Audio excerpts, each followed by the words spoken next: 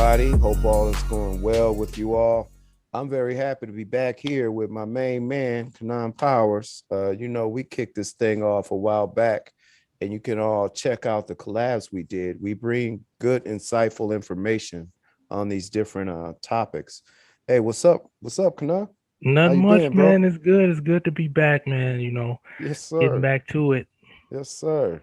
Um, Yeah, for everybody's information, we got content here. We did collaborations here. You can see those videos here as well on the channel BLACKFIRE-RISING. Also, I wanted you to shout out, the other projects you've been doing. Yeah, And you could check out. Sorry about that. no, it's You good. could check out more content, additional content, I should say, on YouTube page Dope Nation. That's DOPENATION. And you could just look at more content, like I said. Facts. And we're gonna put we'll have the links up here. You might see some sort of banner scrolling across the screen right now, edited in Dope Nation. Check that out. Be sure to check that out. So yeah, man. You wanna what's the topics for today, man? You had something on your mind you wanted to talk about. We was going to visit today about black people, black community. Yeah, man. I figured I wanted to talk about polygamy. Polygamy. Yeah, I feel like it's a topic that has been talked about before. It's nothing new, but as things are just changing in society, I think it's time to revisit um, that topic and really talk Right. about the history of it and what it means today to be in a such a that type of relationship. And even in the light of Dr. Umar Johnson, who Okay. recently, I believe, got married in New York to two women.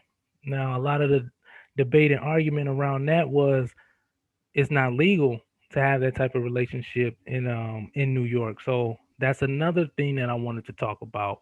Um, as far as how far do we take what others deem legal or illegal? How are your acceptance of certain type of marriages and still frowning on other types of marriages? So I just think it's a good time to really revisit polygamy as a social norm or not. Okay. Yeah, that makes sense. I did see that about Dr. Umar Johnson. And man, what I think, well, if we talk about it in different sort of contexts and categories, one would be legal, one would be practicality, or is it actually necessary? And one would be what would the cost or the what would the costs or the liabilities of it be? And then thirdly, one thing that's always come to mind for me was is a lot of the evils of polygamy um is a lot of that actually real? Is it a real thing or is it all sort of based on perception? So that's sort of one thing that I sort of, Yeah, that's good. thought maybe we could visit Yeah, I that think all topic of that with. is good. Yeah, I think all of that is good and important to talk about all those components.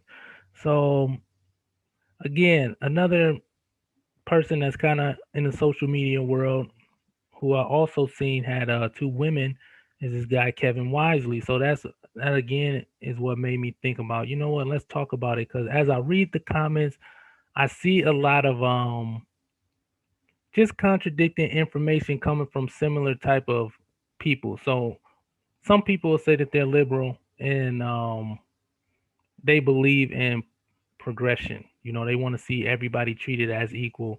And they will be open arms to homosexual marriages and relationships, but they will frown on the black man who says that, or any man really, um, who's trying to introduce wanting to have multiple wives as a Wow. social norm. And it's like, Yeah. well, I thought love was love and all of that. So, why And all of a people's sudden, freedom to choose and people's yeah, you right to know what I be mean? who they are. Yeah.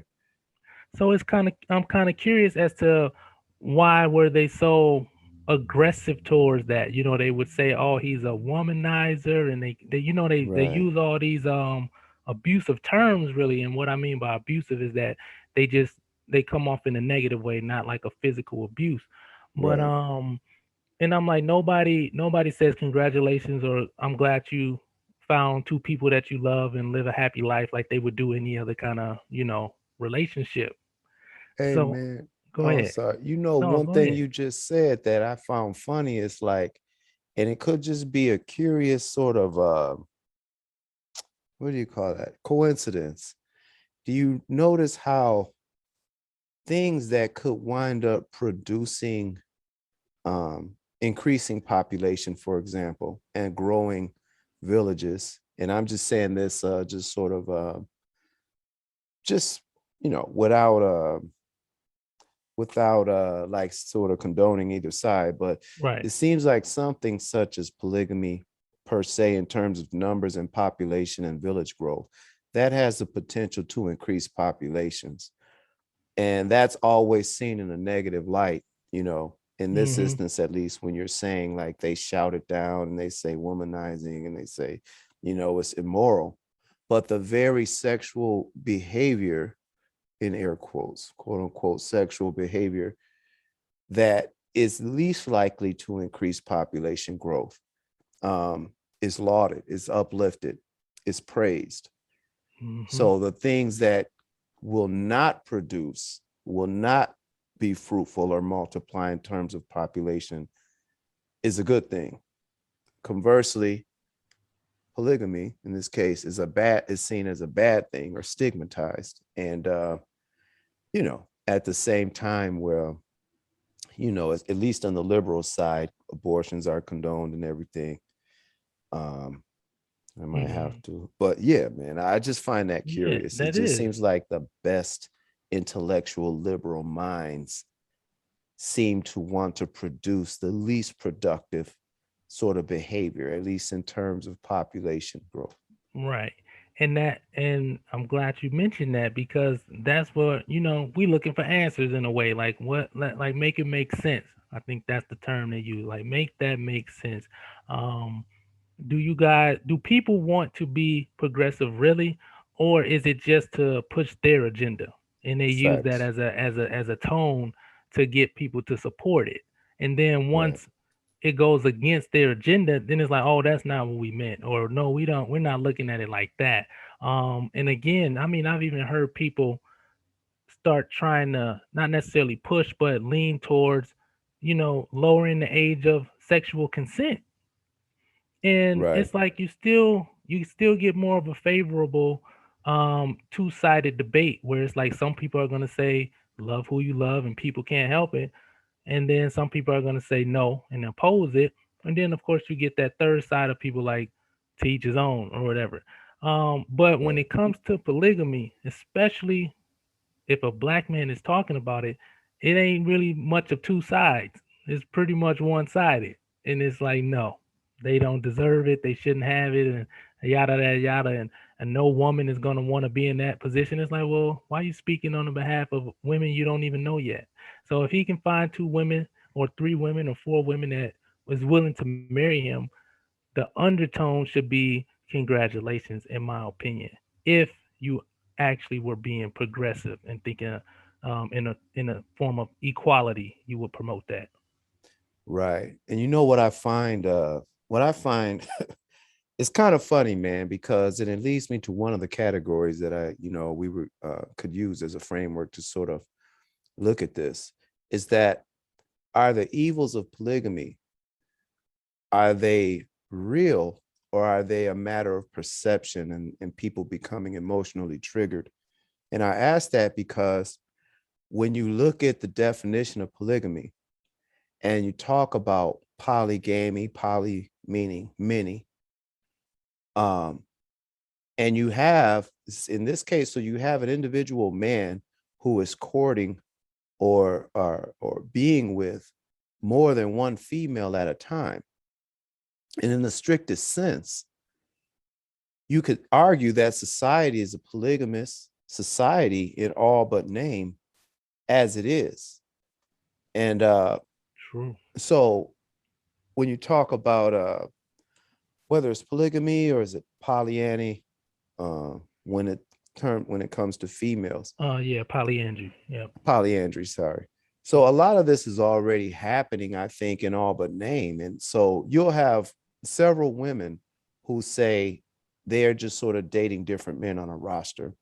Mm. And then men typically will pay for things they'll typically provide for these individual women as they are courting and dating, which often, more often than not, it doesn't lead to an official marriage or matrimony, as it were, except you'll provide some meals, some food.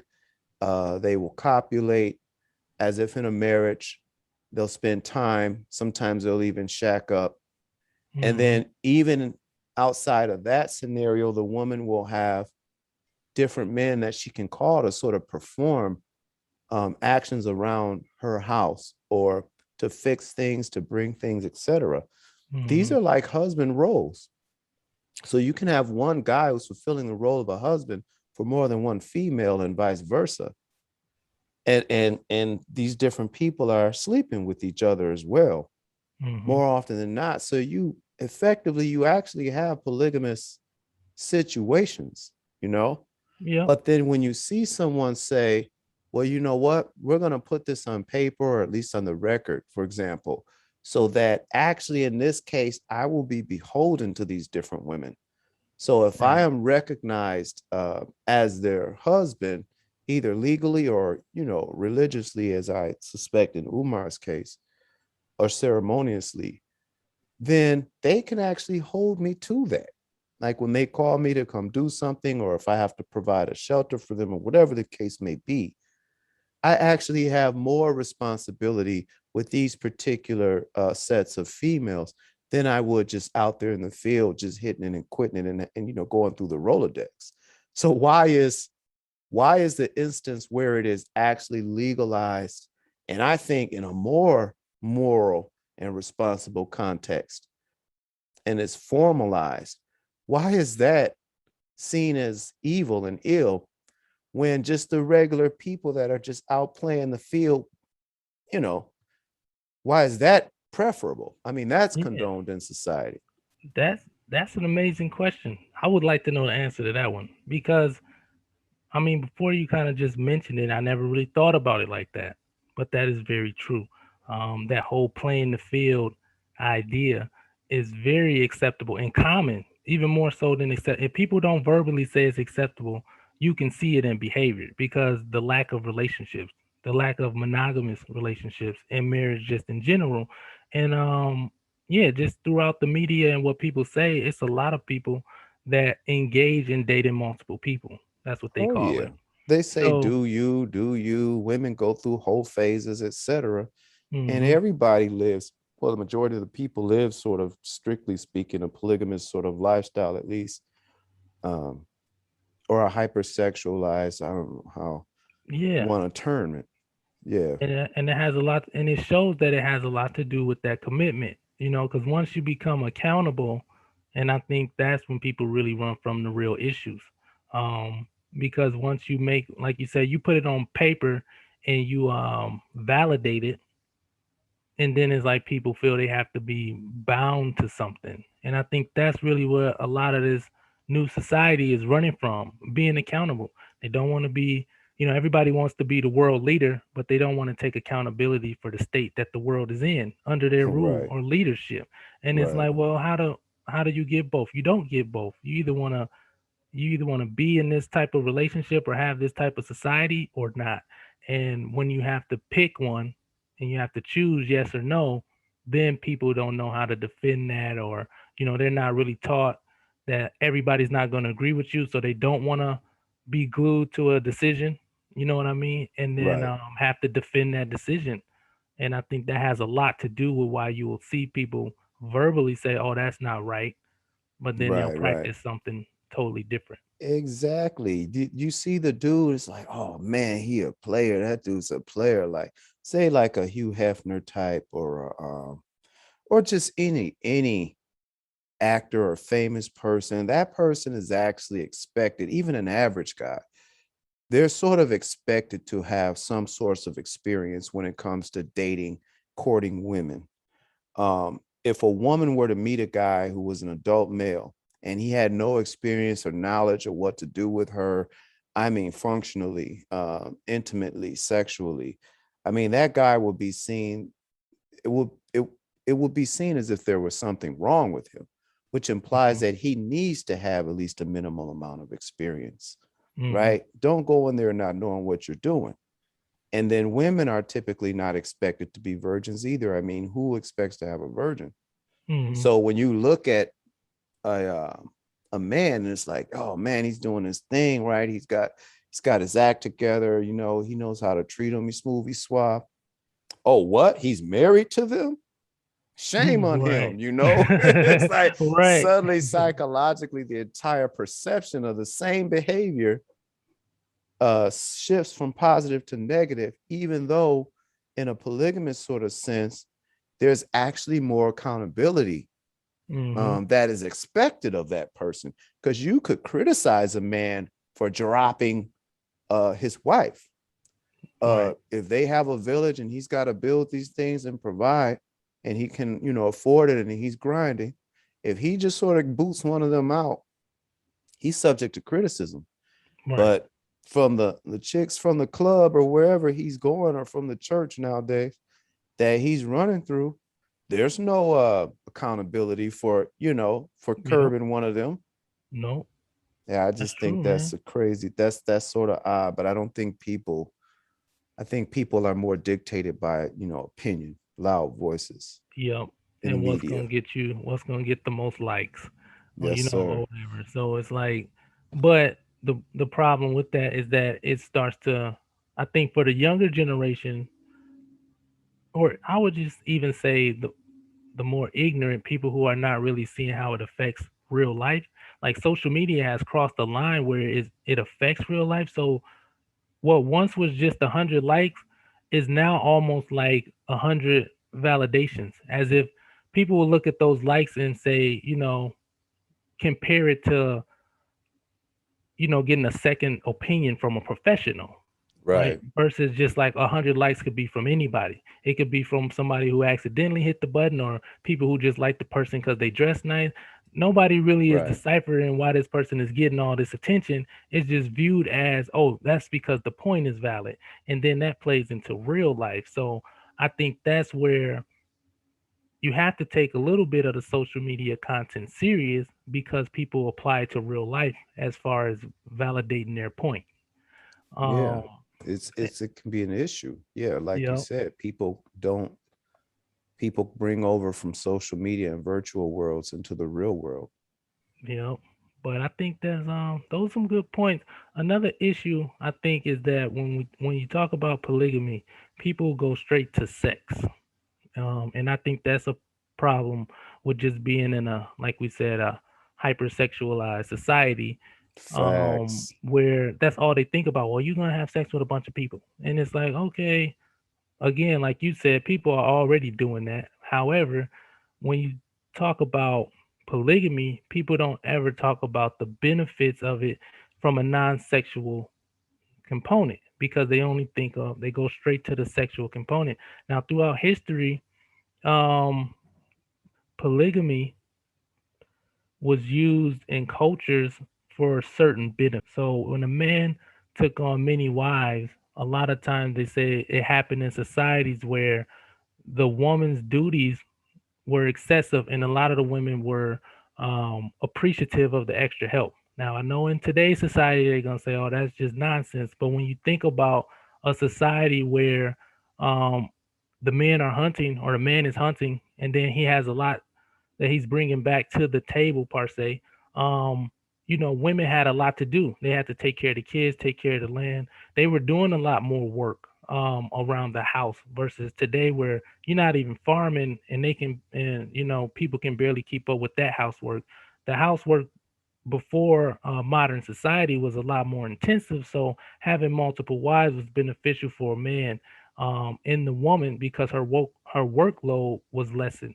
And as far as a woman having many men, um, the cultures that kind of practiced that, because it was less common, they also did it for the purpose of minimizing inheritance. So if um if a father has 7 sons, and all 7 of those sons married one woman, then they would naturally have less children, and then when they wouldn't have to split the inheritance between 7 different wives and their children.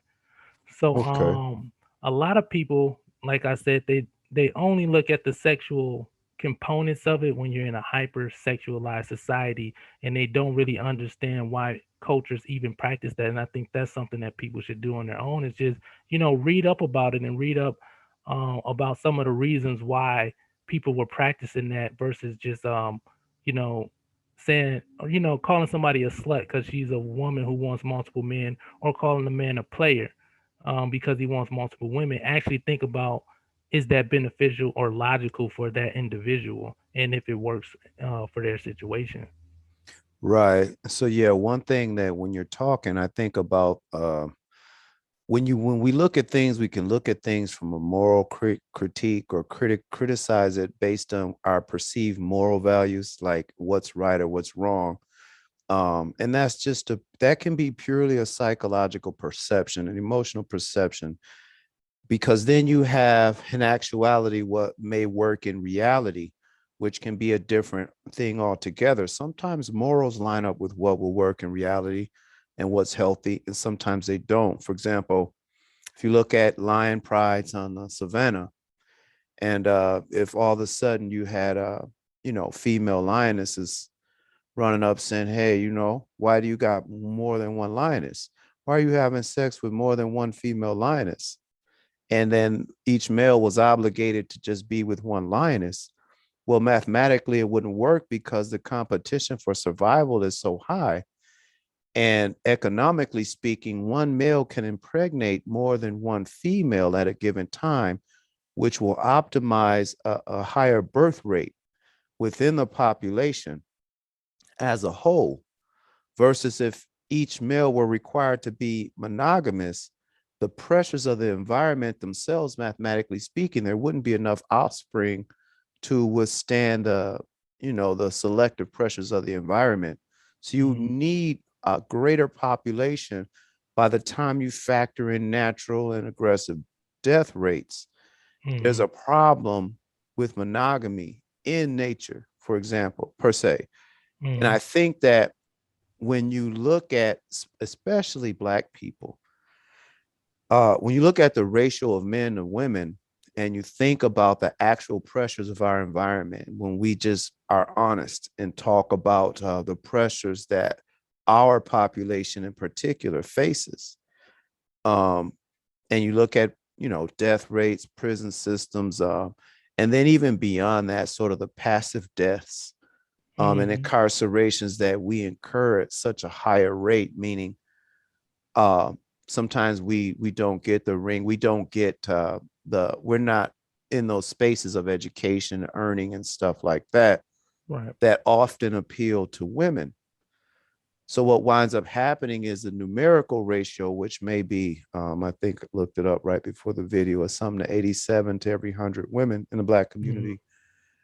By the time you factor sort of these other societal pressures and realities, whether it be sexual orientations, incarceration rates, earnings, all these things, the realistic ratio of marriageable men for our women, it's not conducive in all cases to monogamy in reality. Right. Right. And I think in reality, that's what we actually see, even though people say it's so wrong.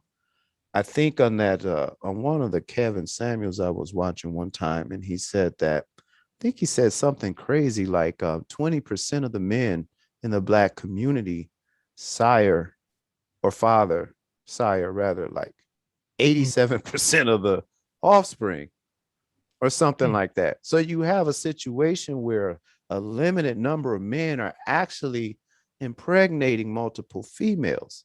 Mm-hmm.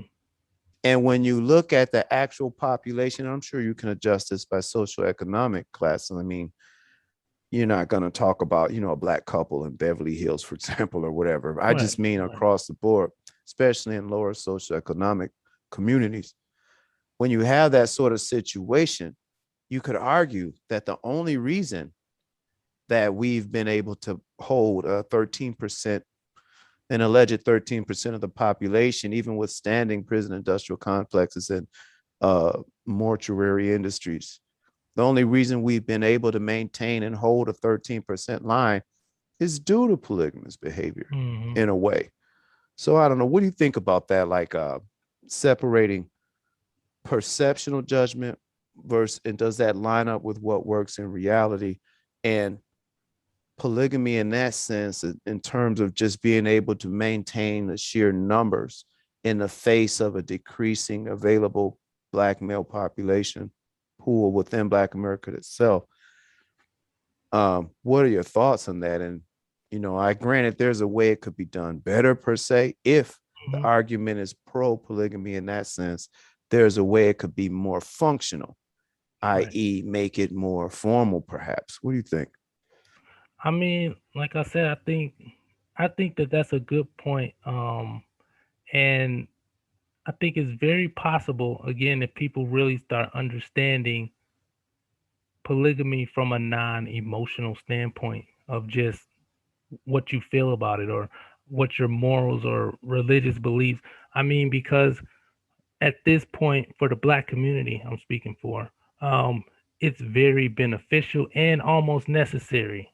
I think the ways you really get people to understand that is to really show them and talk to them, and get them to, and try to get them to understand, because you can't make somebody understand. You can only give them the information, but really show them that it's more to it than just, you know, somebody wanting to have an excuse for infidelity. So I think a lot of times in the Black community, especially with the women, being mistreated in a lot of cases, um, they become hesitant when you talk about a man having multiple women and it being accepted. I think that's Right. something that they would have to go. We would all have to go through as a community, just with the talking points about it. Like, you know, don't call a person a pimp because he desires, like a young male. Don't start talking to him like, oh, he just want to be a pimp or a womanizer. Like, if that's something he's really looking for, you question him about it. Like, what are you going to do with multiple women? Why do you want to have multiple women? And really start shaping those conversations into more logical and productive conversations, and not just cliche ideas about what society has told us polygamy was. And I think a lot of that has to do with trying to discourage the behavior, because the more acceptable it becomes, I think the more, in a way, it would happen more often. Because when you put things in the closet, they may still happen, but as we've seen with different type of sexual lifestyles, once you put it out in the open, people talk about it more, people explore it more, and people want to do it more.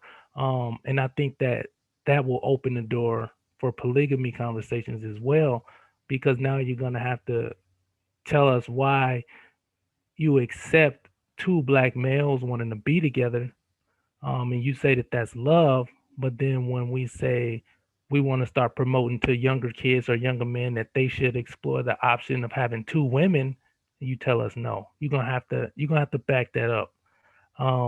And we're gonna Yeah. have to start talking about it, like I said, from a non-emotional standpoint, and really start thinking about the logic in it, of what you're saying, if that answers the question.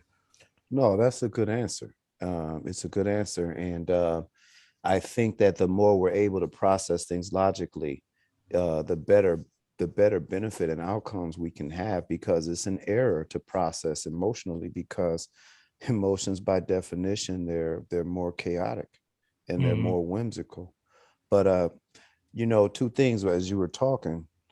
Um, well, the first thing uh wanted to say is that when you talk about polygamy, and people's minds just sort of automatically go to the sexual sort of component of it, I Mm-hmm. think you're precisely right. But in actuality, I think that the true essence of polygamy is it does not actually involve sex necessarily, in the sense that if you have a village and a collaborative situation, you see the same model across different factors of society and reality. For example, even in the scriptures, it speaks about Christ being the head of the church in a Christian vein. and you have Christ projected as a husbandry image, and then the church being prepared for a marriage. And when you talk about sort of some scriptures that are in the Bible, which are what is that? Well, sort of metaphors, parable. And you have these 7 brides that are preparing themselves for the groom singularly, and they are supposed to get themselves ready. And these 7 brides, it said that they represent actual 7 churches. So these are 7 different entities that are preparing for the same bride. And there's some that the bride is expecting and for them to be prepared. And then when the time comes, some of them are prepared and some of them are not, and some get left on the outside. So it insinuates that, first of all, if you're talking in sort of in a religious context, obviously it's not talking sexually. It's talking about a leadership, a head that has provision, and that these separate brides, they want to be included within that protection and those provisions, and then that they can find their purpose within the scope of that ecosphere, and within the scope of that being included with the bridegroom. And so the ones that get left out are sort of just out to fend for themselves. They're just sort of running around. And in this sort of parable, in the scripture parable, the actual ones that were on the downside, that experienced something negatively, were the ones that were left outside of this relationship, where you have several brides in preparation that want to go in with the groom. So obviously, like the gist of the beneficial gist of what we term polygamy is not across the boards, like it's not founded upon sort of sexual, having one dude being able to just knock it down. I got several women. I would argue that it's more about the provision, the village component, the security component, because then there are situations where you have the wives are not even sexually active with the husband at all. Right. Maybe Yep. they have offspring or not. I mean, in reality, that would be a component of a marriage, but it doesn't mean that this guy is actively sleeping with all these women. And again, coming back to the situation now, you got plenty of dudes that have several baby mamas. Right. Now, would we be better off if they were within the same sort of collaborative, where they're Yeah. working together, getting along, sharing provisions, and It or would just be. everybody sort of scattered? No, it would definitely be more beneficial, just to answer that question specifically, because when you think about society, when you have one guy and he has multiple baby moms and they spread out, right? So not only do you have siblings who have the same father who don't interact with each other, so they have no knowledge of, you know, connecting with those people, because at the end of the day they still have the same father and they should have some kind of understanding and form of family. But if you just make it, if you frown upon it, then you automatically just cause this this friction with kids having these mixed emotion even about the parent, and we This know how that bastardization, impact.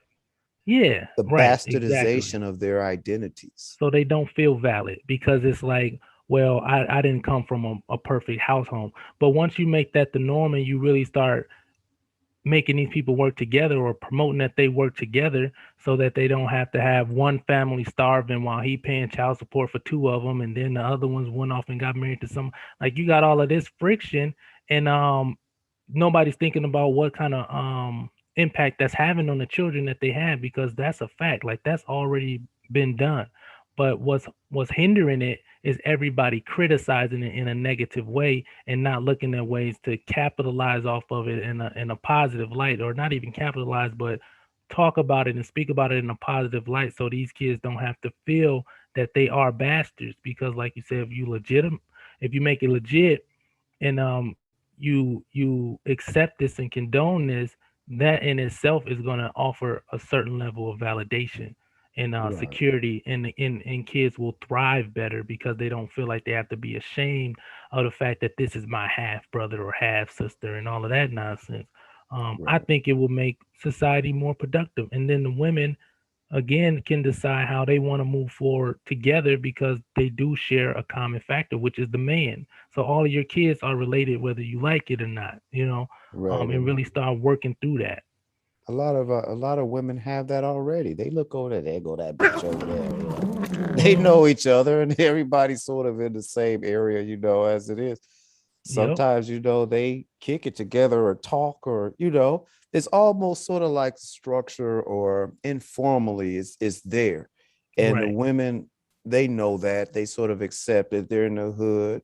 They know each other. They're not always on each other's throats and stuff. Right. No, it's true. And thing is, I just want to throw this sort of disclaimer. I am not, and I don't think Fanon is Kanan, I'm sorry, Fanon. Kanan is arguing that polygamy is or must be the absolute default mode of operation for America or even Black America. I think that I'm saying, and you can speak on this, brother, is that if that's what it's going to be, then do it right. Hmm. If you're going to have a society where people are just sort of sleeping around, you got every woman, the majority of women, I'm switching to sort of the majority of women that at some point in their lives, they want a child. And what do we have now? We have women deciding they want a child but don't need the man and they go it alone. And Hmm. if you're going to have a situation in society where you have single motherhood and you have hypersexuality, right? That is a polygamous situation. And if you're going to do that, it must be done within a wholesome context because we see the fallout of it not being done in a wholesome context where women do not have a head or lead of household and the logic masculine energy is absent from those households. That's Hmm. outside of decency, it's outside of order as it stands. And so at least the cover of a legitimized polygamous system could address that if you're going to Hmm. go that route. Now, if your argument is no, one man, one woman, then we have to have a social structure that supports and does that. Like in the old days where women were virgins, men were virgins, they met each other, they courted, they got together. If a man got a woman pregnant, they necessarily had to get married. Women that Hmm. showed up without a husband but had children was sort of shunned. See, Hmm. that social condition supported monogamous marriages. Right. And the argument now is that we are already outside of that. There is no truly monogamous marriages per se because every bride has had several grooms, as it were, in Hmm. reality, that have possibly imprinted on her on psychologically. So, people that argue for monogamy, I mean, I don't think that's reality anyway. So Right. that's what I'm saying. No, I agree. I would say I second that because I totally agree with that, and that is where I'm going with it as well. Facts, facts. We had talked about, let's see, we said for real, meaning what's happening in reality and is it lining up with these lofty moral judgments people put on polygamy, the ills and the gains of polygamy, practicality versus idealism, Hmm. legalities of it. I don't know if you had something on that, legalities and the term. I think I think the whole legal system, when people start talking legal, it's less valid to me now than it was to me, even when I was younger, because I see the way that they just use that to capitalize again, like off an agenda. Because there's no real rule of thumb as to why something is or isn't legal these days. It's solely based off of who can push that law through and for what reason. So when you really start talking legal, I think that only supports people religiously who feel that their religion is saying that if they're not married legally, then it's against God's will, so to speak. Right. At some But point, those two things became conflated. yeah, and I think that's where people argue legal. Sorry, that's when they argue over whether something should be legalized or not legalized, or how valid does something being legal. Um, does the law actually make the action? Because the action is going to happen. So again, I think people should focus more on socially accepting it, not necessarily making it socially acceptable because it's legal. Because there's some things that are legal that really probably shouldn't be socially acceptable. I mean, we Right. know that just throughout the history of what was and wasn't legal, because it was illegal for women to do a lot of things, that should have never been. And nowadays it's legal for certain people to do things that I don't necessarily agree with. Like people shouldn't necessarily be allowed to buy alcohol, but then they can't drink it because anytime you drink it, you cross some legal boundary. You know what I mean? You can't Well, drink and right. drive. You can't drink and go to work. Can't. So it's like, but I can buy this freely. But pretty much anytime you can barely even be drunk in public because you get cited for being, public intoxication. So to me, those type of things, when you talk law, I don't know, it's super opinionated in my opinion. So Well, right. And there's parking lots at outside the bars.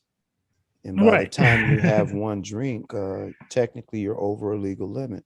Mhm. And so this conflicting thing, but obviously we know those laws are built around what the industry wants. So the alcohol industry, they want for there to be parking lots outside the bars, and probably the legal, I would say, like traffic citations, etc. Municipalities, courts, they want the alcohol laws on the book because it can be used as a source of revenue. But to Mhm. sort of follow what you were saying just a second ago, you have instances where you talk about perfect laws ideally are in line with the morality of things. So a law that says thou shalt not kill, for example, it's not just that it's a law that states you shall not do it. It's that, in fact, if you do that thing, it is damaging and counterproductive to society as a whole. So if you say thou shalt not kill, it's not just like a person saying, well, we can make money if they don't kill, so let's pass a law. But murder in and of itself, it takes life away from the society. So that is why it's wrong. It's inherently wrong. And hence the law that states it explicitly that it's wrong, they're in agreement. Like if you say thou shalt not steal, so stealing, we know that is taking away. Anything that's taking away, anything that's negative, objectively negative, uh, is wrong by definition because it's negative. And hence the law that states it is only resounding, it's only restating what is already obvious. So, but some laws, they don't follow moral codes necessarily, they follow corporate business, they follow sort of arbitrary decisions. So like if you have a law that says marriage is legal between two men, whereas the law that says marriage between one man and two women is illegal. Well, there's nothing objectively obvious in either of those two actions that says one is positive and the other is not. Actually, if you Mhm. wanted to argue, a marriage between two men is incapable of producing offspring organically Mhm. outside of artificial insemination of somebody, or we're waiting for science to catch up, or we're going to adopt. Outside of sort of this artificial stuff, objectively speaking, that would be a negative sort of union in the sense of being productive. Mhm. But the law says it's legal. So that Right. law is not actually in alignment, organically speaking, with what is obviously productive, either positive or negative. I mean, strictly Right. speaking, not casting judgment. Right. But so I think what we have now in these instances is laws that are not following absolute moral codes, in truth and reality. They're sort of following arbitrary judicial decisions. What's Right. best for business? What's best for industries? What's the public perception? And so Mm-hmm. we'll make laws around that. Yep. All an agenda. So, somebody has an agenda and they push a law that supports it. And usually it's going to boil down to somebody making some money off of it. you Money. know. Yeah, So, eventually it goes back to you can track it with money and the greed. hmm so Yeah. yeah, man, I think, go ahead. It's curious, man, how that works. Like sometimes how everything seems to track back to money and greed as a motivator, even when I think sometimes the agenda is not firstly a economic agenda. For example, Hmm. if you have an agenda, like say the prison industrial complex, I honestly believe like racism, white supremacy, the primary agenda and satisfaction for that spirit of racism, white supremacy is locking up Black men, by and large, is reducing the Black population. I think that Hmm. is probably the number one satisfactor and the goal for them. Hmm. However, the motivation and when you track it in reality, it does come back to money and greed, because the system through which you reward people for going along with this agenda is not just that they want Black people locked up and the population reduced. It's that, okay, the apparatus that we're going to use is these prison systems will make a lot of people a whole lot of money. Hmm. And people's jobs are going to depend on whether they're prison guards or police officers or parole officers. There's a lot of jobs and satellite industries that are going to be built on this, so that the foundation in reality, it always comes back to money. It's funny, like, Yeah, funny no, that's money, true. That's a good one. root That's of a, evil, yep, love of it I rather. agree, man. That's so yeah, that's just to touch on, the legal parameters of polygamy. It's really gonna boil down to, if you want to legalize it, you just gotta get the right people to protest, and pay off the right people to get that push.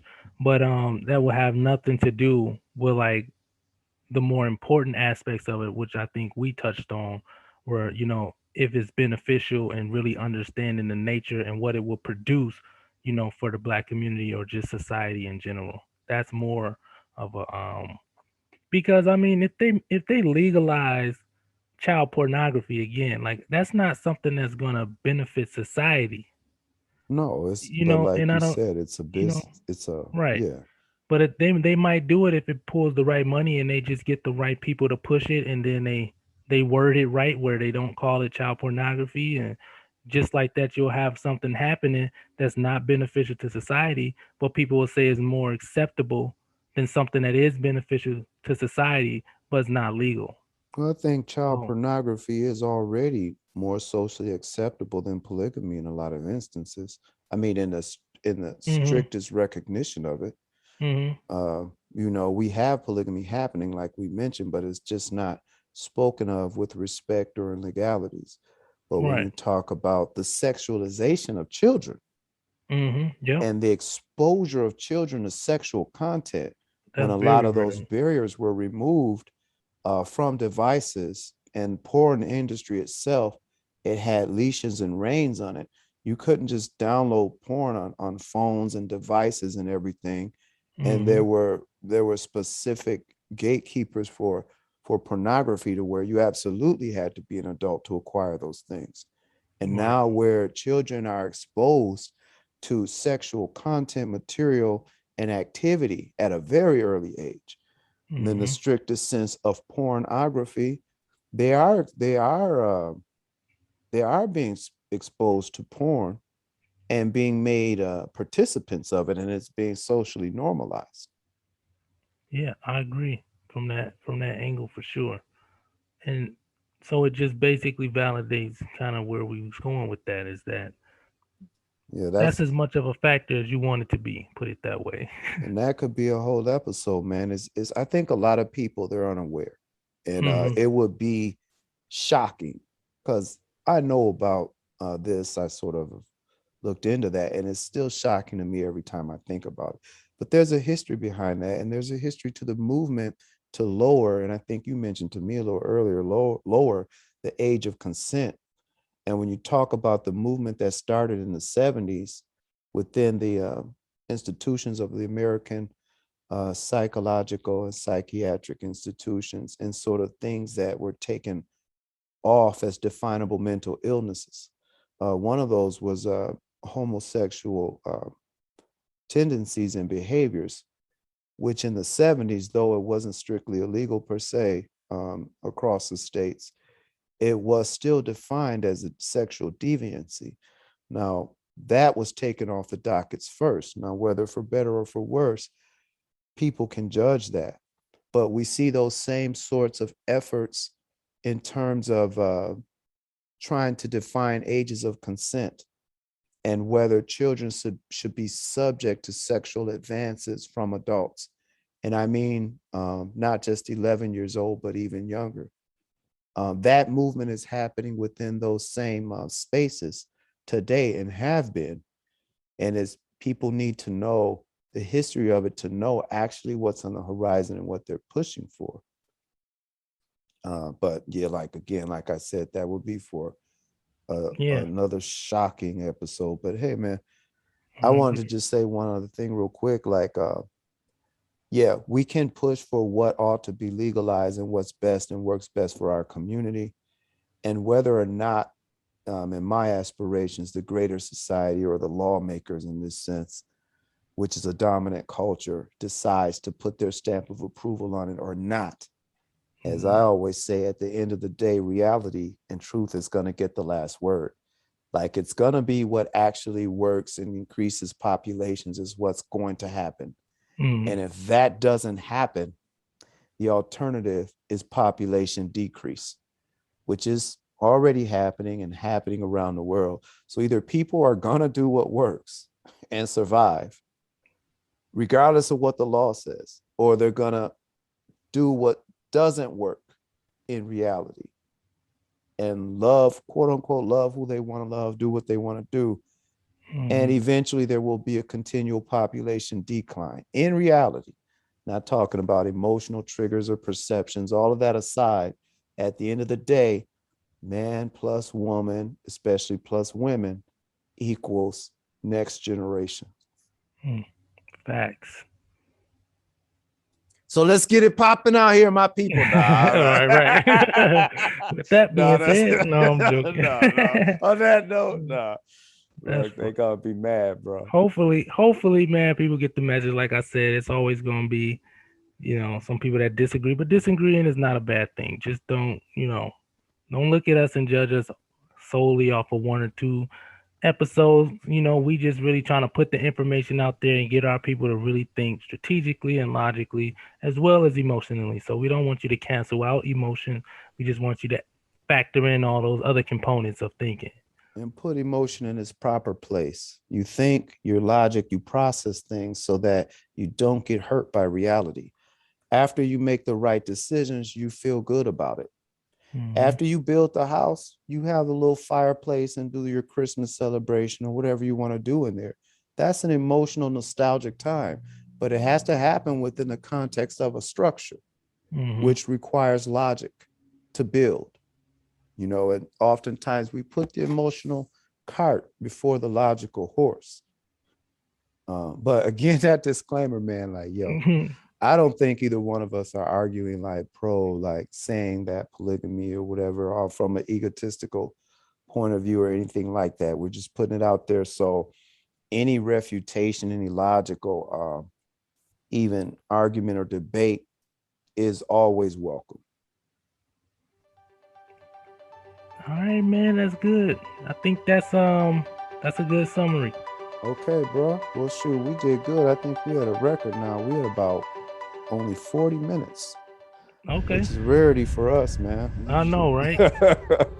All right. Well, hey, I'm BLACKFIRE-RISING, and just want to say thanks, welcome back, and we plan to do more of these and keep this ongoing. This was the foundation of this channel, the collabs between myself and Kanan. So let you take it out, bro. Yep. So again, you can also look at the page Dope Nation Blackfire Rising to get more content, because this is a collaborative channel. And I just want to say I appreciate the listening, man, and give us feedback. Hit the like button and subscribe. And share. And we out.